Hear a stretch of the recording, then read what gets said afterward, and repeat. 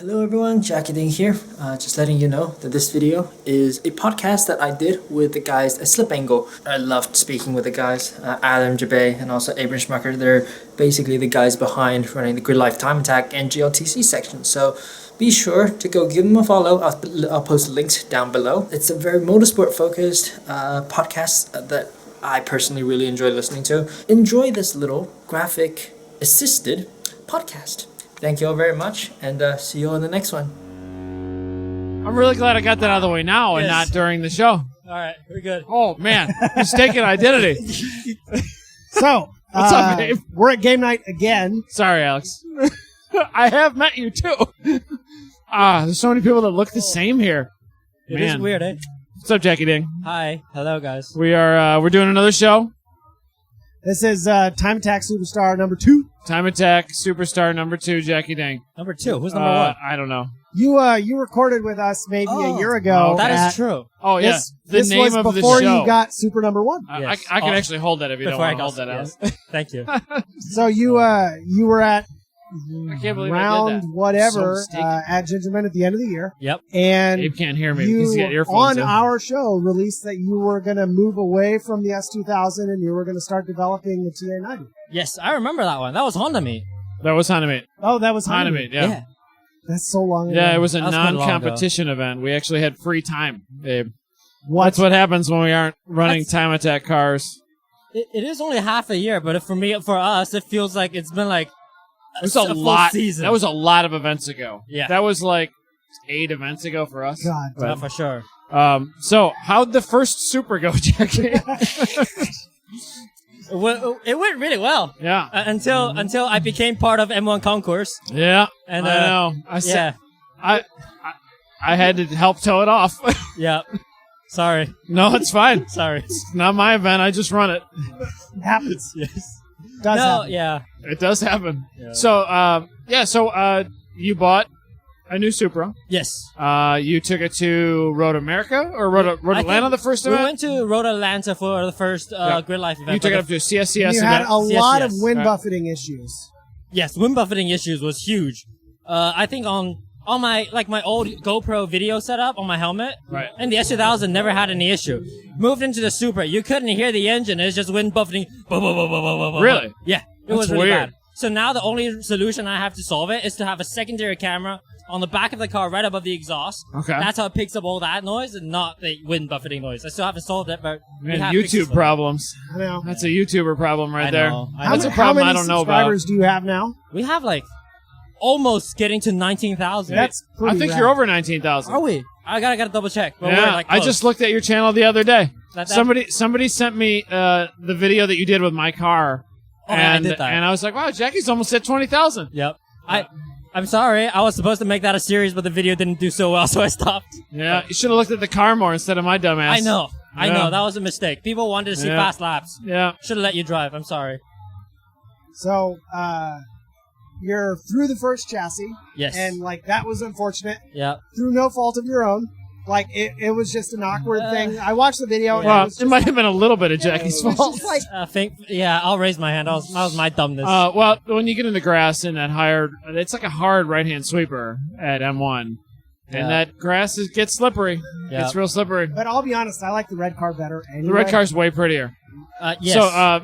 So walk us through the development phase. What did you do to the first car? Yep. And then what have you done to the second car? So first thing we did with the first car was pretty much laser scanned everything. Pretty much 3D scanned most of the bodywork with Spaceport, and so he got onto developing carbon parts. Right. That was set in motion almost as soon as we got the car. So then we started, okay, let's do some basic brake pads, wheels and tires, and that was as far as we got with that one. Deleted the rear muffler, Right. lightened some interior panels. So it's very, very basic for that car. Okay. I remember at Road America, we still had, we were just nearing the end of our first set of tires, so it was sliding everywhere. We had no aero, we had no power mods, we had no suspension mods. It was still stock suspension on that car? Yep, so it was pitching and rolling and poling through the kink and then getting sideways because Right. there's no aero grip. It's fun. It was a riot. It wasn't very fast. Yeah. So I think we finished like 10th. Did you have an exhaust on that car or no? Yeah, we just deleted the muffler and Yeah, had two that's what straight I pipes thought. on the back. It sounded really cool. It was pretty Like, it actually sounded quite race car. It was. It Yeah. sounded pretty good. Yeah. So now with a downpipe, it sounds even better. Okay. But yeah. After the first one got wrecked, my fault, my dumbness. We got the second car. Right. Paid mostly through with the insurance money. Which Yeah, is, you bought track insurance. Yes. And I Yeah. sold the first chassis off, actually. Okay. So the Yeah. guys that down in Texas, He's making YouTube videos now too, yes, right? Yeah. they're making YouTube videos on that car. It seems like crashing cars and making videos about them is better than just making videos about cars you don't crash. Oh, yes. Oh, yeah. Like, It's like there's a real business there.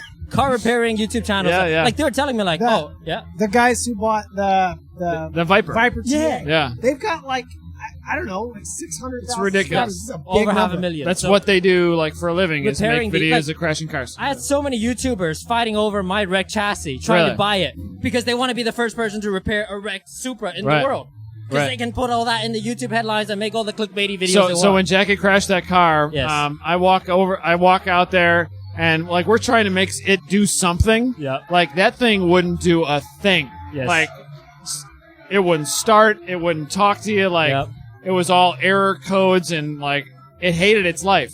Yep. So I wonder like how in depth that repair actually has to be. Like, do you know how bad any of the systems were? Or? Yeah, so they got rid of one of the charge. There's something for electric on the batteries. Right. There was a charge that went off, so the battery wouldn't start the car. Oh, They okay. repaired that section. They got another one. Okay. Replaced it, and now it starts. So it's like a crash protection Yeah, fail-safe. so after that, Yeah. like the explosion bit set off, Right. and you won't be able to start the car anymore. Makes sense. They repaired that, started the car, engine normal. Yeah, Everything's fine. Like Drivetrain-wise, the old fine. Fords had like a fuel kill that would kill the fuel pump when they got in a Yeah. high G accident. Yeah. So it's sort of like a modern version of that. Kind of huh? like that. So it's, all the engine Right. cuts off, all the electrics cut off. Interesting. So all the drivetrain got shut off. That's why we couldn't start the car. Yeah, we couldn't do anything with So- it. You couldn't steer it then. You couldn't do anything. It was bad. We had to put dollies underneath of it to pull it off the track, Yeah, actually. yeah. It was not a fun time. So, you after Road America, you had the event, Yep. or the incident at Speedring. Yes. You got into a new chassis, and then it was rapid development for GTA, right? Yes. The rapid development lasted about 2 weeks, I think. It was a solid 11, 12 days Right. of just on the road, no sleep. That's all it was? Yeah, so that whole video series was 12 cow. days. And we were trying to edit on the road, edit in the back of the you Sequoia. serious? Yeah, and I remember because we had to get the car, and the Aero was late. Aero Right. development was late. We're trying to let's finish everything, all the Aero, Right. so we can go to Chicago, so we can get it all done, and then ship it out from there. Right. Aero was late, so then we're screwed up. You know, we had to go wrap the car without a hood, and then brought it back in the rain. Right. They fit all the body panels on it without the hood. We went straight down to Chicago, went to AMS, downpipe, tuned the car, made 450 wheel and about 500 torque. Really? Yeah, and Wow. it was a detune. Wow. That's a lot of jam. It was a pretty good amount of jam. Went to TF, did corner balance, installed all our coilover bits, did full suspension, SPL arms, A-box front sway bar, Really? corner balanced. Thing was set up suspension wise. Yeah. Then we had to get the car back on the trailer, drove it all the way back to Canada, Toronto, put all the aero bits on it, and then that was 2 days, 2 nights, no sleep. Right. Spade just spent it 50 hours in the shop. 50 So hours. I did watch that video, and Yeah. I was just like, It was really glued that to the crazy. TV the whole It time. was That's not crazy. That whole video was 50 hours. We slept for maybe total of I slept more because I couldn't. I slept for maybe 10 hours. He slept for 3. Wow. 2 days straight. Alex is crazy and incredible. Yep. It Is, really was. is that going to be a production item, that hood and everything? Yes. Yeah, That that's hood what I thought. Is ready for production. Right.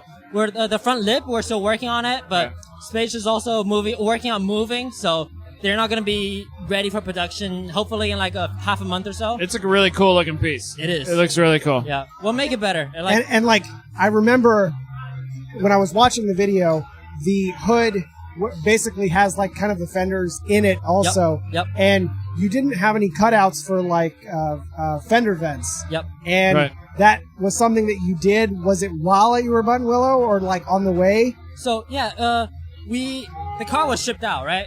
We wanted to have fender vents on it initially, but then Spade was like, "We're out of time." we have to get the car on the road Sunday night, and it was just not going to be made. The fender vents cannot be made in time. Right. So as the car was on the road, he was back at his shop, like, working on making this whole new fender vent. Then he flew out to California with a pair of fender vents wrapped in, like, cloth, and then brought it out, went to a shop, got some drill cut the hood. He did that in California? In California. That's awesome. And we had to do a roll bar as well in California. Really? And change the rear brakes. And that was all Friday, and then went to Button Willow Saturday. Who did the roll bar? Bolt-in, or what was it? That was a Bolton roll bar done by Studio RSR. Okay. They actually had a few, like several SEMA Supras had those kits. Wow. And I asked them for a special time check, special kind of roll cage with single crossbar. Right. You know, try to save a little bit of weight. I think we ended up being like a 50 pounds roll bar instead of like 75 pound. Right. It's a decent saving, so. And so, like, with you in the car at race weight, what is the whole setup weigh? Without aero, I think it was about 3270. It's pretty light. So with aero, Oh, Dewey gotcha. Dewey. Yeah, that was a plum shot. Yeah. So Freaking Dewey. with aero, I'm estimating about 3290-ish. Right. With me. Our ultimate goal with it is to get it to 30,000 without driver. Okay. What was the Button Willow event like? Super Lap Battle. Super Lap Battle was crazy insane. It seemed like you were fighting it. We were. I think we were the lucky ones. You went very fast. We did go pretty fast. Yeah. I'll get on to how that in a little Was that your second time at Button Willow, yes, or no? Second time. So, yeah. First time with the S2000, and then we did a 54.6. Right. Second time with the Supra, yeah, we fought issues the whole weekend. Yeah. I mean, at first, when we first shake the car down, handling balance was kind of all over the place because the rear springs just wasn't stiff enough. You could see in the live stream, the car was doing basically wheelies through the S's. The front wheels are off the ground because it was way too soft in the rear. So right. Rear spring change, rear ride height change, a little less wing. Right. Helped the car out, but we're still fighting a little bit of front understeer at high speeds. But also there's a whole electronic issue that I'm sure you all know. So. Yeah, so where did that stem from? Like, what was the digital issue you were having with that? A few areas. So the car has very sensitive suspensions. Right. I think the dampers itself have like a electronic damper. It needs a canceller, otherwise it will throw a code. Okay. That's one thing. And then you have a ride height sensor that if it's off levels and if it hits an impact and the suspension moves out of its range, it throws a code. Okay. And then there's an actual sensor for how much the damper moves. And if that sensor doesn't sense its proper readings, it goes out of whack as well. Right. All of these would cause you to have a suspension problem where it will light a code and you have traction control turned on forever. And then you have to try and come in, turn it off, and it may or may not work. So that's the main issue you were fighting, right? That's pretty much just for us. So for some of the other guys, the other maybe 4 of the other 7 Supras, they had an issue where they couldn't move without turning the traction control on. Really? Like even the Dayoshihara with the evasive car, the KW guys who built all the canceller kits were there on site trying to figure that car out. Right. And he'd go out, literally start from pit lane. 15 feet later, he stopped. No, can't do it. Traction to turn on again. No way. Yeah, it was insane. Holy cow. Yeah, and then we had guys pulling fuses, trying to get rid of traction control, pulling out wheel speed sensors. Next thing you know, the car threw even more codes. And I was limp mode. He's like, oh, don't do this. We're like, we know you shouldn't have done it anyway. Right. But yeah, it's very intricate. Is what So, it is. so you think in the next year or two that stuff will all be no big deal? Like that'll be sorted out? Or? Yeah, I hope so. We Right. have a solution for that coming. The guys at USR actually tested a few solutions and had some very innovative but expensive ideas. Right. By buying a second KW canceller kit and putting 2 kits, finding enough canceller to put them together for 1 kit. So you're buying about $900 worth of canceller just to make the car work traction control.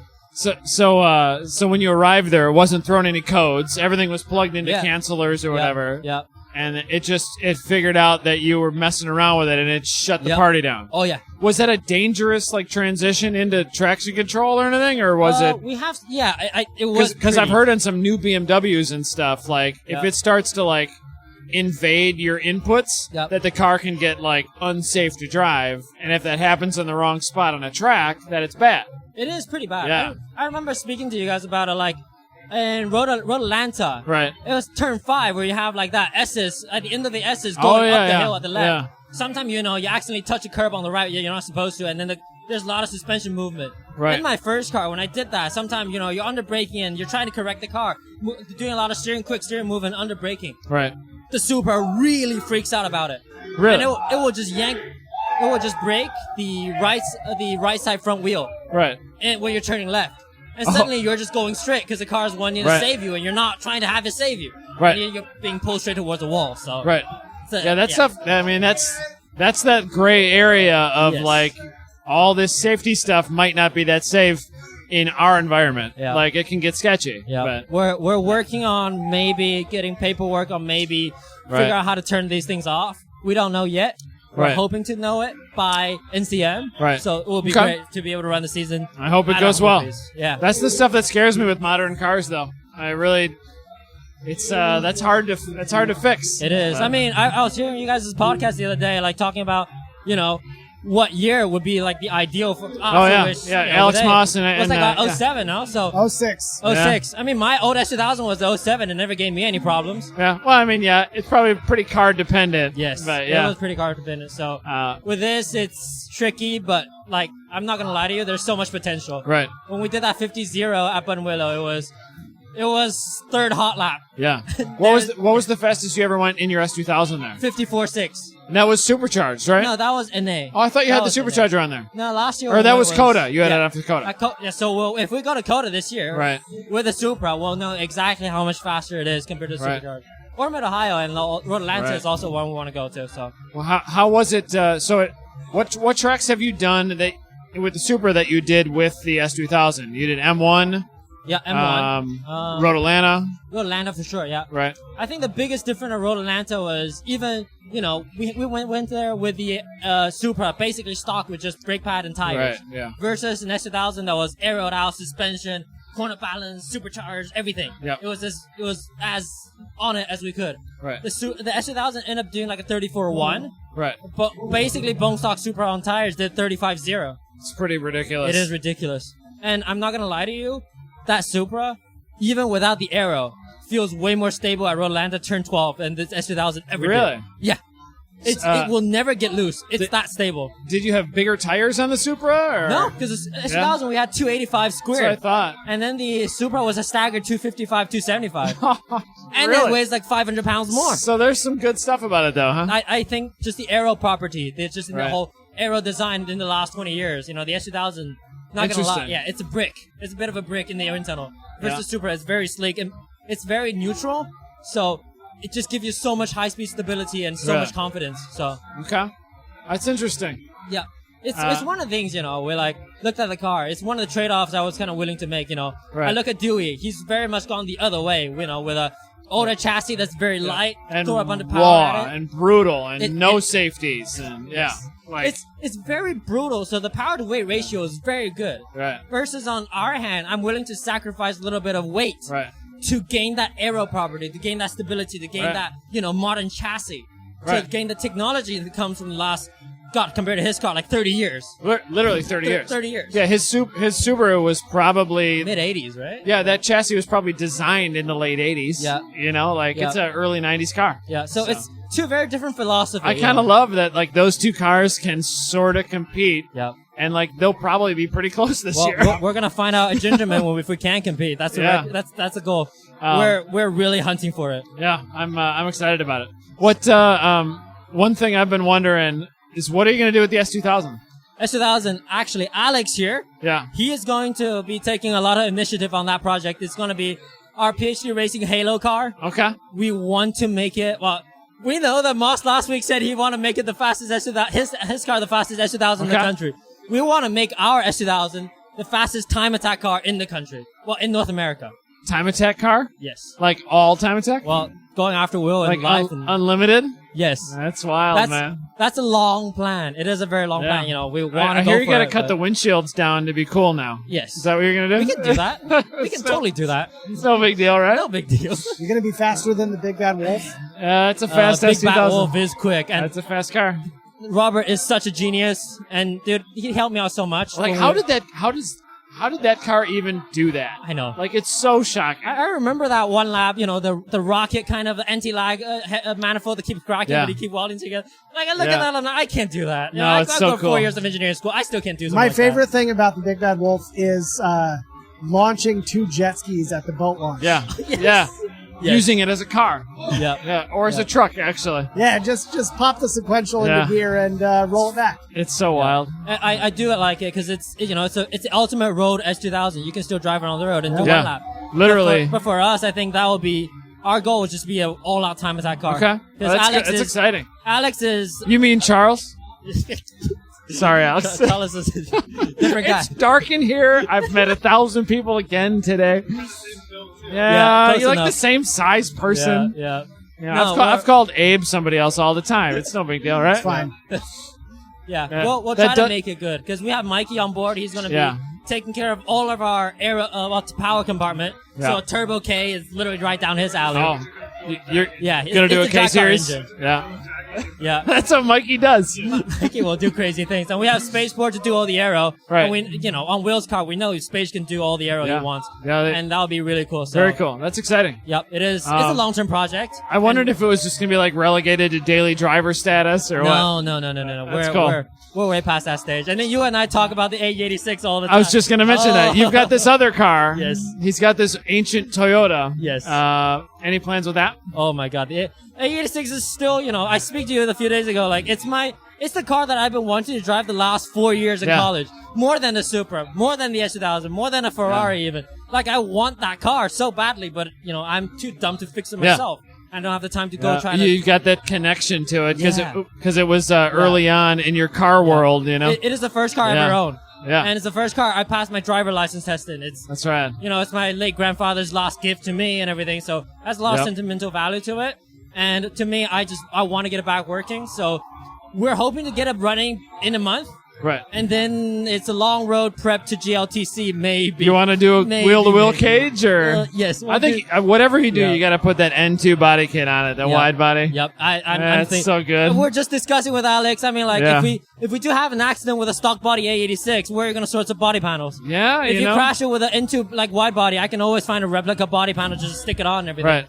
It's, to me, like, I feel like that makes sense, and I just want to drive the hell out of that It's thing. probably easier to buy aftermarket stuff for that car than factory bits. For sure. Right. So it's and that's such an old car in like the import world too. Like so many are thrown away now. I know. They're getting rarer and rarer every day. Yeah, if I do it, it's gonna be show car quality into spec. Right. GLTC raceable. It might not be like very competitive, but I'll be sideways everywhere. Doesn't matter. And I will love it because Fiona can't pass me as I'm sideways and in front of her. So has Fiona talked about her plans for the blue car? Yes. Well, we're actually bringing the car to Mikey's place today just to start cleaning up the cage and everything. Is she here? Just got done. No, she is not. I didn't see her. Yeah. She is busy at home practicing on iRacing. Okay. So she can start preparing for COTA in about a month. So what's she going to do at COTA?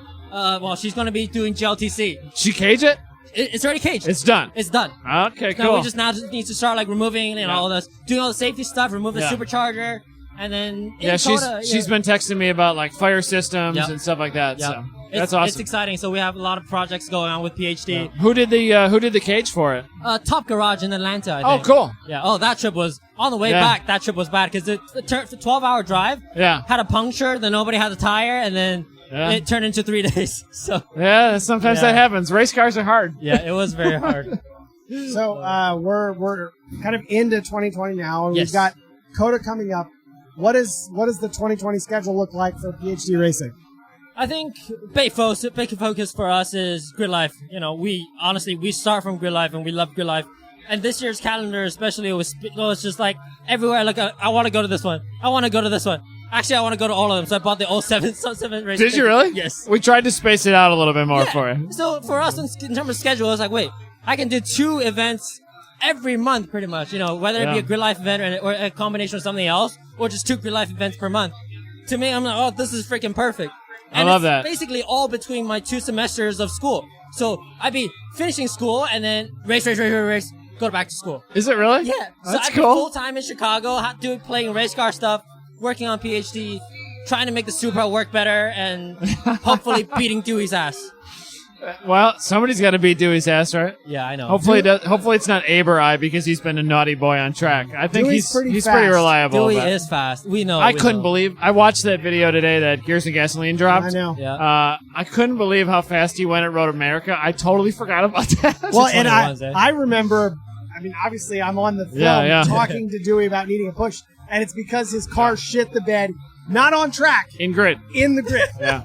And we had just had to have Road America, when you get oil anywhere on the pavement, they have to send somebody to clean it. Yeah. And so Dewey, I think, was it Dewey? Somebody dropped some oil right there. And we were like, put a cone over that oil. Because they were like, they would take the safety team, shut the track down, and clean the grid. Yeah, the track would go cold in order for us to clean up the grid. Yeah, it was crazy.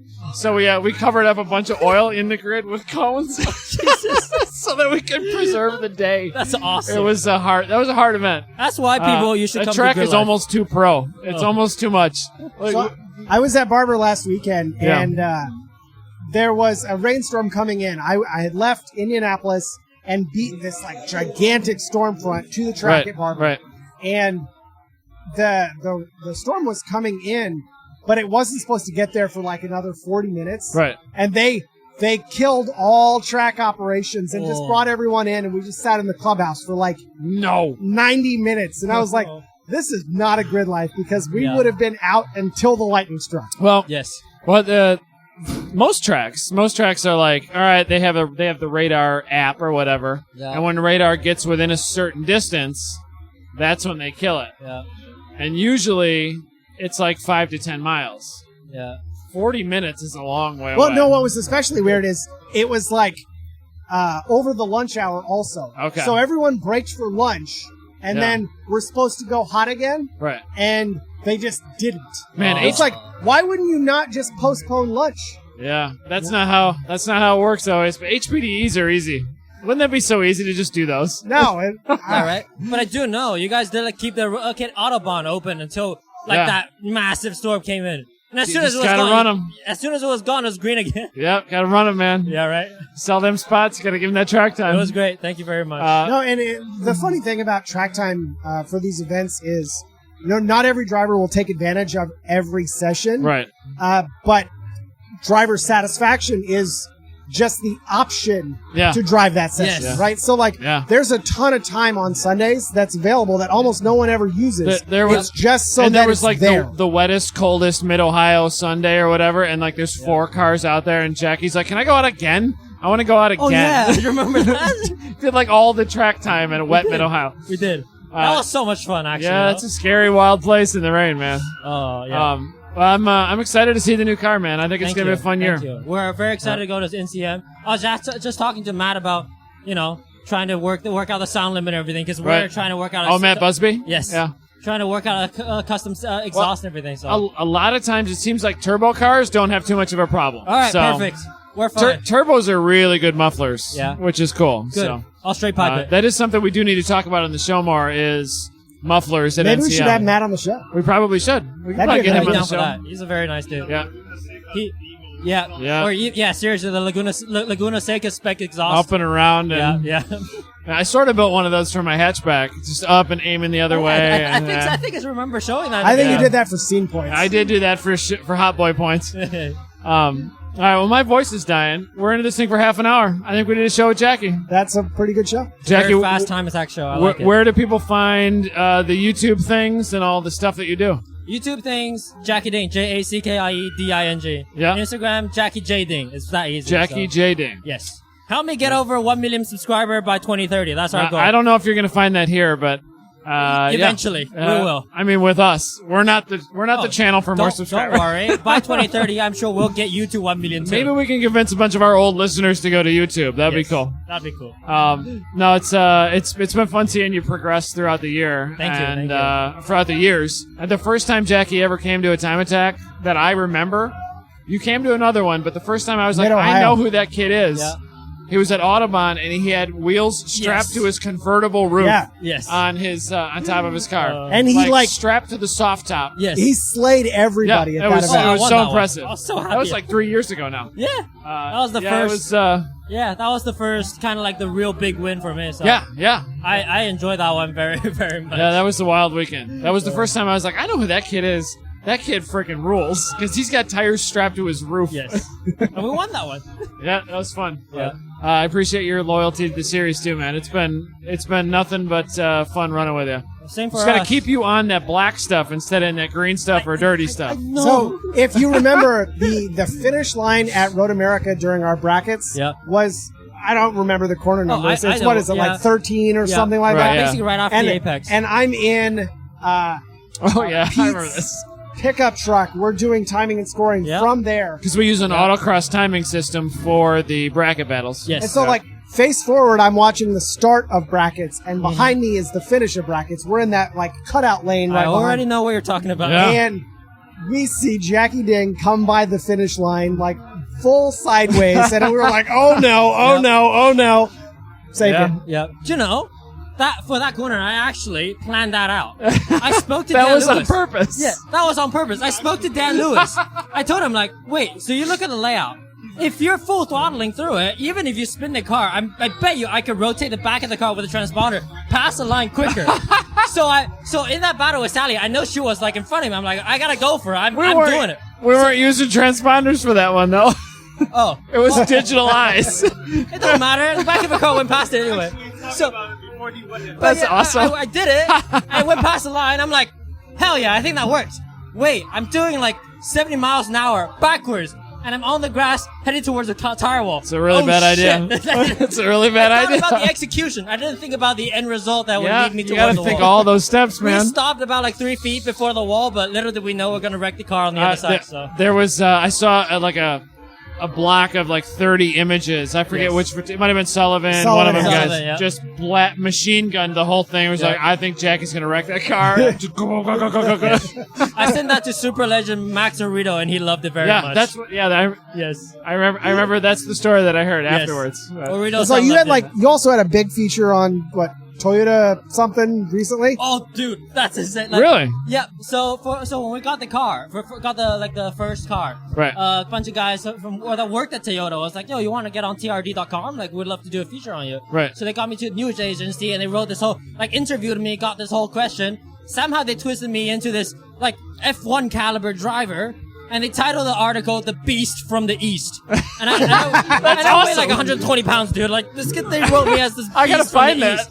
I'm like a Chinese Brock Lesnar somehow. I don't even know how that came from. But no, the article was great. We loved it. And that's awesome. Yeah, it's funny as hell. Did you see a bump in subscribership after? A week after Did you see a bump in subscribership after? Yeah, a little bit, but yeah, it was very, very good. Bad timing on that article, huh? Yes, bad quite timing. a bit. And then the very next week, the car was gone. So. Well, that's fine. All's well that ends well, right? Yeah.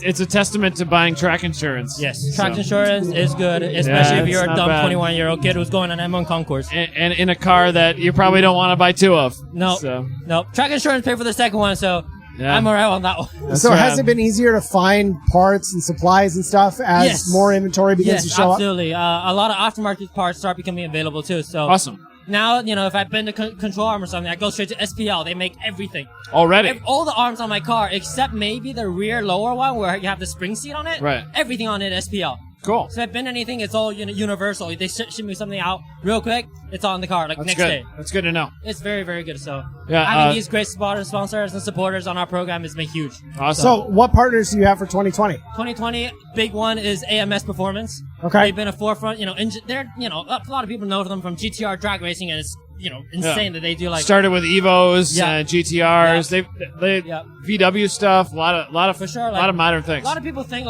but Martin's actually a really good road course driver. Martin, the owner. So he's ran Speed Ring the last 2 years. Times, for sure.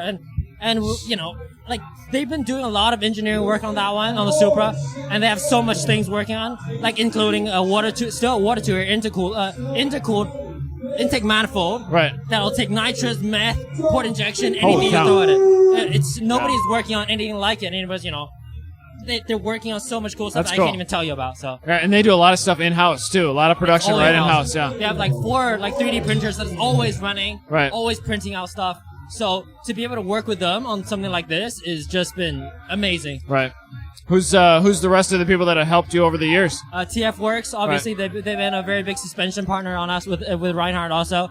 SPL coming on board this year, awesome. Providing us and helping us with a lot of like suspension adjustment. It's so good to be able to just adjust the arms reasonably easily, right? And having all the adjustability. Yeah, you're not dealing with crash bolts and all the weird stuff that comes with a lot of modern cars. Eccentric lockouts and so on and so forth. And then ABOC has been huge for all the sway bars. We've been running them on all our cars. Yeah. And Motorsport Hardware helping us with like the studs and everything. There's a lot of a Koenig. Sorry, cut that out. It's not Koenig's anymore. It is Titan 7 Sports for All. Yeah. Koenig on the old car. Koenig on the old car. Yeah. They worked, and then the Titan 7 just worked better. Well, they make big size wheels for your new car, right? Absolutely. So. And I think the best thing about it is everything's forged. So dude, we hit that wall with that first car. Mm-hmm. The wheel wasn't bent. They're very pretty wheels too. It is very pretty. They're very cool and reasonably priced and everything. Yeah. So I cannot recommend them. I do love how the new car looks.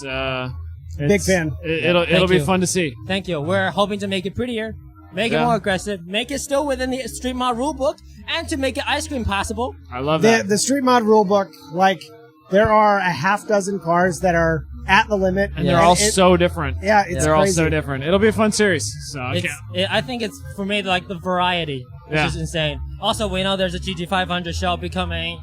You know, we know Moss's K-Swap S2000. We know Dewey's. Which I rode in last weekend, and it is awesome. It's going to be a weird year. Yes. A lot of different cars. It's crazy. I'm excited. There's a lot of clash of concepts, a lot of clash of ideas.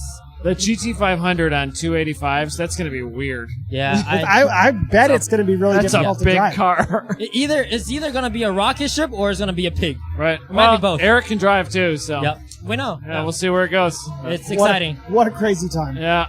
All right, well, I got to stop talking. You guys keep talking, but my voice literally hurts. I need something to drink. So, no problem. Thanks for coming on the show, Jack. Thanks a lot, guys. So much. Thanks for coming on the show, Charles Alex.